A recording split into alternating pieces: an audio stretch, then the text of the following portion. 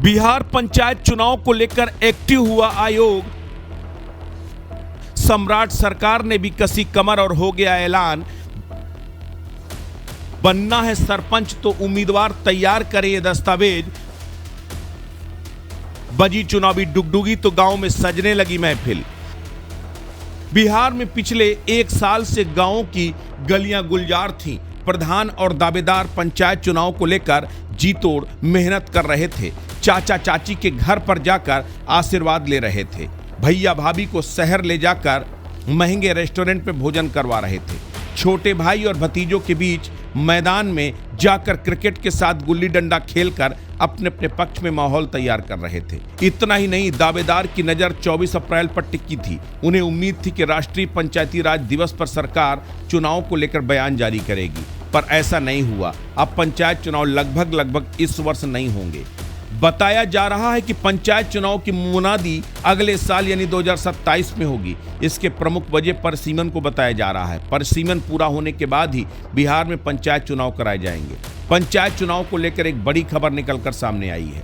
ये खबर बिहार की है। यहाँ ग्रामीण क्षेत्रों में नए पंचायत प्रतिनिधियों का इंतजार लंबा हो सकता है। राज्य में आगामी त्रिस्तरीय पंचायत आम चुनाव कराने की तैयारियों के तहत राज्य निर्वाचन आयोग ने परिसीमन की प्रशासनिक कवायद शुरू कर दी है। इसके लिए आयोग स्तर पर बैठकों का दौर जारी है। जानकारों के अनुसार परिसीमन के दिशा निर्देश तैयार करने से लेकर जिलों में जिलाधिकारियों के माध्यम से सीमांकन पूरा कराने में लगभग 6 महीने लगेंगे। उसके बाद आरक्षण, मतदाता सूची, मतदान केंद्रों का निर्धारण करने में 6 महीने और लग सकते हैं। मतलब जो भावी उम्मीदवार मुखिया बनने का सपना देख रहे हैं, उनका इंतजार बढ़ सकता है। जानकारों के अनुसार राज्य में त्रिस्तरीय पंचायत आम चुनाव के लिए परिसीमन की प्रक्रिया में 6 माह से अधिक समय लग सकता है। उसके बाद पदवार आरक्षण तय करने, मतदाता सूची तैयार करने, मतदान केंद्रों के निर्धारण समेत अन्य प्रक्रियाएं पूरी करने में करीब 6 माह का और समय लग सकता है। इस तरह ग्राम पंचायत चुनाव की प्रक्रिया शुरू होने में करीब 1 साल का समय लगने की संभावना है। राज्य निर्वाचन आयोग नए मानकों के तहत वर्ष 2011 की जनगणना के आंकड़ों के आधार पर गांवों की जनसंख्या और भौगोलिक स्थिति का आकलन करेगा। इसके बाद बिहार पंचायती राज अधिनियम 2006 के तहत ग्राम पंचायत क्षेत्र, प्रादेशिक निर्वाचन क्षेत्र, पंचायत समिति और जिला परिषद क्षेत्रों की सीमाएं तय की जाएंगी। उसके बाद मानचित्र तैयार करने और गणना की प्रक्रिया होगी।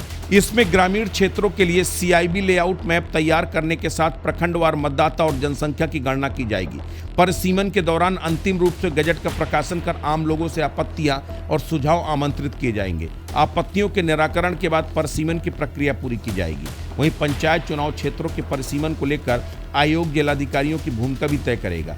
आयोग के निर्देश और पर्यवेक्षण में सभी जिलों के जिला निर्वाचन पदाधिकारी, सह जिलाधिकारी नए पंचायत क्षेत्रों की घोषणा और सीमांकन का काम पूरा कराएंगे। परिसीमन की प्रक्रिया पूरी होने के बाद नया आरक्षण रोस्टर तैयार किया जाएगा। इसमें अनुसूचित जाति, अनुसूचित जनजाति, अत्यंत पिछड़ा वर्ग, महिलाओं के लिए सीटों का अनुपात तय किया जाएगा। दरअसल बिहार में फिलहाल 8053 ग्राम पंचायत, 533 पंचायत समिति और 38 जिला परिषद है। 2021 के पंचायत चुनाव में बिहार में कुल 2,47,671 प्रतिनिधि निर्वाचित हुए थे। इनमें वार्ड सदस्य और पंच से लेकर मुखिया, सरपंच, पंचायत समिति सदस्य और जिला परिषद सदस्य तक शामिल थे। अकेले मुखिया के 8,067 और सरपंच के 8,067 पद थे। पंचायत समिति सदस्य के 11,095 और जिला परिषद सदस्य के 1160 पदों पर चुनाव हुआ था। यानी अगर परिसीमन के बाद पंचायत निर्वाचन क्षेत्रों की संरचना बदलती है तो हजारों मौजूदा प्रतिनिधियों और संभावित उम्मीदवारों का चुनावी गणित भी बदल सकता है।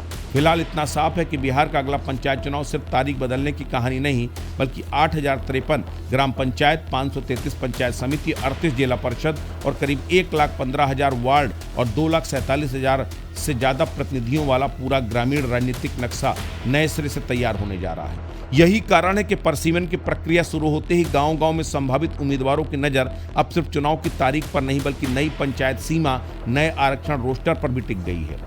वहीं चुनाव आयोग की तरफ से उम्मीदवारों के लिए नए दिशा निर्देश भी जारी किए गए हैं। मुखिया का चुनाव लड़ने के लिए उम्मीदवार की उम्र कम से कम 21 साल होनी चाहिए। 21 साल से कम उम्र का व्यक्ति चुनाव नहीं लड़ सकता। जिस पंचायत से चुनाव लड़ना है उससे संबंधित मतदाता सूची में नाम होना जरूरी है।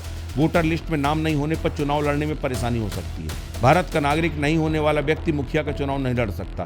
केंद्र या राज्य सरकार के कर्मचारी चुनाव नहीं लड़ सकते।